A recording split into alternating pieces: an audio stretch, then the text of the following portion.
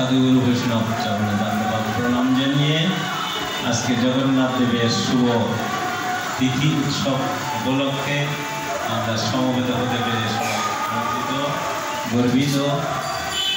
কারণ এখানে পূর্ণ দিনে আজকে সারা বাংলা নয় সারা বিশ্ব জুড়ে জগন্নাথ দেবের রথযাত্রা উপলক্ষে জগন্নাথ দেবের মাসির বাড়িতে জগন্নাথের অবস্থানকালে নিত্য ভাগবত পাঠ কীর্তন বিভিন্ন অনুষ্ঠানে বর্ণাঢ্যময়ভাবে আনন্দে সব ভক্তবৃন্দ আমরাও আজকে তার কিঞ্চিত মাত্র আমরা নিজেরাই কারণ সব সাধু বৈষ্ণবরা ব্যস্ত রয়েছে বলে আজকে আমাকেই এখানে বসতে হলো, না হলে সাধু বৈষ্ণবরাই আসবেন।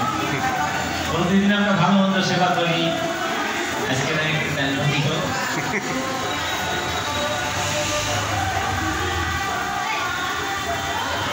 নির্দেশ ধারাবাহিকভাবেই আমাদের এগোতে হবে।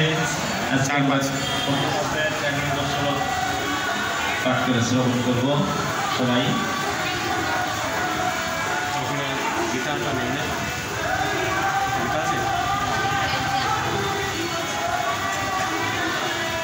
গীতায় 4 নম্বর শ্লোকের সঙ্গে 5 এবং 6 নম্বর একসঙ্গে যুক্ত রয়েছে। আমরা 3টে শ্লোকই পাঠ করব কারণ অনুবাদ এবং অর্থ একই সঙ্গে রয়েছে। আলাদা করে করা যায় কিন্তু আমরা 3টে শ্লোকের তাৎপর্যটা একই রকম। আমি একবার উচ্চারণ করি তারপরে সবাই বলব। অত্র ঈশরা মহেশ্ববাসা ভীমার্জুনা সমায়ুধি অত্রুধান বিরাটস্য দ্রুপদস্য মহারথ দৃষ্ট গতিশ্চকিতান কাশীরাজস্য বীর্যবান পুরোজিত কুন্তি ভোজস্য শৈবস্য নরপুঙ্গবান যুধামন্যস্য বিক্রান্ত উত্তমৌজার্য বীর্যবান সৌভদ্র দ্রুপদস্য সর্ব এব মহারথা। সবাই বলুন। অত্র সুরা মহেশ্ববাসা ভীমার্জুন সমাযুধি যুযুধান বিরাটস্য দ্রুপদস্য মহারথ। অত্র সুরা মহেশ্ববাসা ভীমার্জুনা সমাযুধি যুযুধান বিরাটস্য দ্রুপদস্য মহারথ। অত্র সুরা মহেশ্ববাসা ভীমার্জুনা সমাযুধি যুযুধান বিরাটস্য দ্রুপদস্য মহারথ। অর্থ সবাই বলবেন। অত্র এখানে সুরা বীরগণ মহেশ্ববাসা বলবান ধনুর্ধরগণ ভীমার্জুন ভীম অর্জুন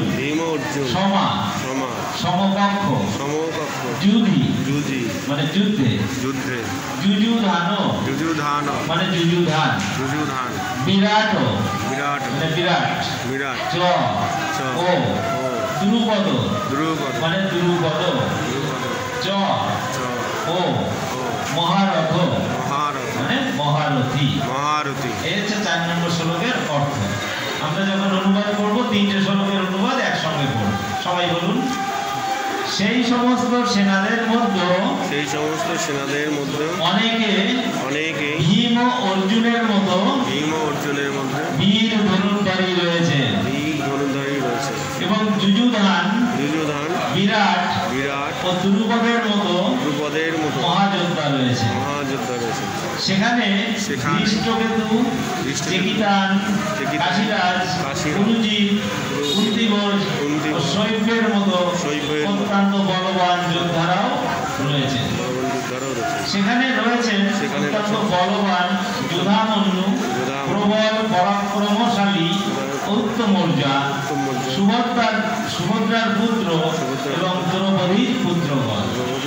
এই সব যোদ্ধারা সকলেই একজন মহারথী।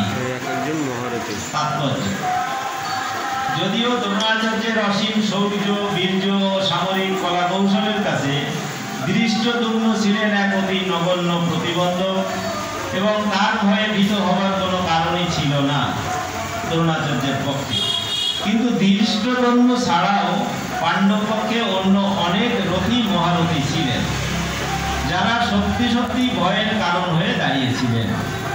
দুর্যোধনের পক্ষে সেই যুদ্ধ জয়ের পথে তারা ছিলেন এক একটি দুরতিক্রম প্রতিবন্ধকের মতো, কারণ তারা সকলেই ছিলেন ভীম ও অর্জুনের মতো ভয়ঙ্কর। তাদের বীরত্বের কথা দুর্যোধন ভালোভাবেই জানতেন, তাই তিনি অন্যান্য রথী মহারথীদেরও ভীম ও অর্জুনের সঙ্গে তুলনা করেছেন। এটি তাৎপর্য সমাজ।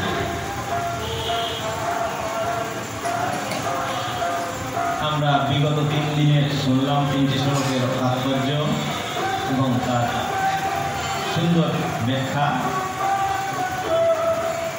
ওই 3টি শ্লোকের ব্যাখ্যার কিছু কিছু এই শ্লোকের মধ্যে আমার টেনে এনে বলতে হচ্ছে।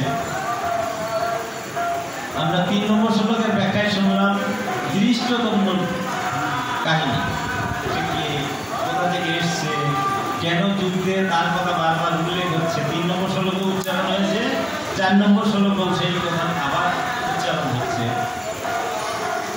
সেটা আমরা শুনেছি। ধৃষ্টদ্যুম্নের জন্ম কিভাবে হলো শোনা যাচ্ছে না। ধৃষ্টদ্যুম্নের জন্ম কিভাবে হলো এই মুখে তারে রাখতে হবে, তাহলে কিছু জানবে।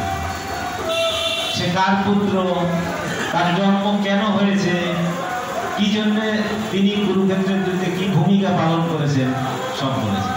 আজকে এখানে কি বলছেন? প্রথমেই বলছেন 4 থেকে 4, 5, 6 নম্বর শ্লোক পর্যন্ত সঞ্জয় ধৃতরাষ্ট্রের কাছে বর্ণনা করছে পাণ্ডব পক্ষে কোন কোন সৈন্য যুদ্ধ করতে এসেছে, কারা কারা যুদ্ধ করতে এসেছে। তাদের মধ্যে কেউ রথী, কেউ মহারথী। আচ্ছা, রথী আর মহারথী আলাদা তো। যারা যুদ্ধে বড় পারদর্শিতা, অনেক পারদর্শী দেখিয়েছেন, তারা মহারথী হয়েছে। আর যারা রথী, সাধারণ যারা, তারা রথী। তাই এখানে কেউ কেউ হচ্ছে মহারথী। মহারথী কেমন? বিরাট রাজাকে মহারথী বলা হচ্ছে, যুযুধান, তারপরে ধৃষ্টদ্যুম্ন, এরা মহারথী। কারণ এক একজন এত বড় যোদ্ধা যে বিশ্বের সাথে, যদিও বিশ্ব যোগ্য কেউ নয়, বিশ্ব যেখানে দাঁড়িয়ে থাকবে তার সামনে আর কেউ যোদ্ধাই নয়, তবুও তাদের সঙ্গে যুদ্ধ করার মতো সমকক্ষ। এখন এরকম 1-2 নয়, আমরা কতজনের নাম পড়লাম? যুযুধান, বিরাট, দ্রুপদ। বিরাট কে ছিলেন? আমরা দ্রুপদ রাজার কাহিনী শুনেছি। বিরাট রাজা কে ছিলেন বলেন? অভিমন্যুর শ্বশুর, অর্জুনের পুত্র অভিমন্যু, তার শ্বশুর উত্তরার পিতা। এই বিরাট রাজার বাড়ি, আমি আগে বলেছি, বিরাট রাজার বাড়ি ছিল আমাদের এই বাংলায়, উত্তরবঙ্গে। এই রায়গঞ্জ গেছিলাম, ওখান থেকে একটু দূরে 14 কিলোমিটার দূরে ছিল, এখানে প্রকল্প হয়। এখানে হচ্ছে আমাদের বিরাট রাজার বাড়ি। খুব সৌভাগ্যের ব্যাপার, কিন্তু আমরা তো জানি কোথায় না কোথায়। কোথায় হস্তিনাপুর ছিল, সেখান থেকে এসে সবাই জড়ো হয়েছিল কোথায়? বিরাট রাজার বাড়ি। কোন সময়? যখন সেই 12 বছরের বনবাস গেল, তারপরে অজ্ঞাতবাসের সময় এসে এইখানে এসে তারা পালিয়েছিল। কিন্তু এখানে থেকে কত লীলা হচ্ছে। অর্জুন সেই কি হচ্ছে? বিরিয়নমালা হয়ে রাজার কাছে চাকরি নিলেন। কি চাকরি? এই রাজকন্যা উত্তরা নৃত্য শিখাবার দায়িত্ব পেলেন। নাম হলো বিরিয়নমালা, মানে যে পুরুষ নয়, স্ত্রীও নয়, ইত্যাদি ইত্যাদি। তারপরে এইভাবে 5 ভাই 5 রকমভাবে লুকিয়েছিলেন। তারপরেও দেখা গেল দুর্যোধন কোনো দূত মারফত হোক বা নিজে হোক বা শকুনির চালে হোক, দুর্যোধন জেনে গেলেন যে ওইখানে যুধিষ্ঠিরাদি ভাইগণ রয়েছে। কিভাবে জেনে গেলেন? যখন সেই চক্র দিয়ে মাছকে তীরবিদ্ধ করা হচ্ছে, অনেক যোদ্ধা, দুর্যোধনের তো ইচ্ছা ছিল সে বিয়ে করবে, তাকে জিতাবে কে? কর্ণ। কিন্তু কর্ণ যখন অবতীর্ণ হতে যাচ্ছে, তখন বলল সূতপুত্রকে আমি বিবাহ করবো না, দ্রৌপদী বললেন। তখন কে এলো? সেখানে আস্তে আস্তে বিভিন্ন ঘটনা চক্রে অর্জুনে প্রবেশ হলো। ব্রাহ্মণ রূপে মুনি ঋষি মতো সে দাড়ি টাড়ি গোপদাড়ি তাকে চেনার মতোই নেই, মাথায় ছোটা দুটো কোপা বেঁধে নিয়েছে। এহেন অর্জুন এসে তখন ওই সেই মাছের চক্র ভেদ করলো। যখন চক্র ভেদ করে উঠে চলে গেল তখন শকুনি বুঝতে পারলো এ অর্জুন ছাড়া আর কারোর পক্ষে সম্ভব নয়। যখন দেখলো অর্জুন যদি একা হবে তাহলে ওই যে অর্জুনের সাথে যে ব্রাহ্মণগণদের দেখা যাচ্ছে এরা ব্রাহ্মণ নয়, এরা নিশ্চয়ই পাঁচ ভাই হবে। ভীম আমার এই কথা বুঝতে পেরে দাদাকে বলছেন যুধিষ্ঠির মহারাজকে, দাদা আমাদের এখানে থাকা মনে হয় সমীচীন নয়, আমাদের কেউ চিনে ফেললেও ফেলতে পারে, আর মাত্র কয়েকটা দিন বাকি রয়েছে, আমরা এই স্থান পরিত্যাগ করি। যেই না বলা ভীমের সেই কাজ, সঙ্গে সঙ্গে চার ভাই ওখান থেকে চলে পড়লেন এবং চলে গেলেন। বাইরে কি অপেক্ষা করছেন? এদিকে যখন বেরিয়ে গেলেন শকুনির এই পরামর্শে আর কয় ভাই সেখানে দেখলেন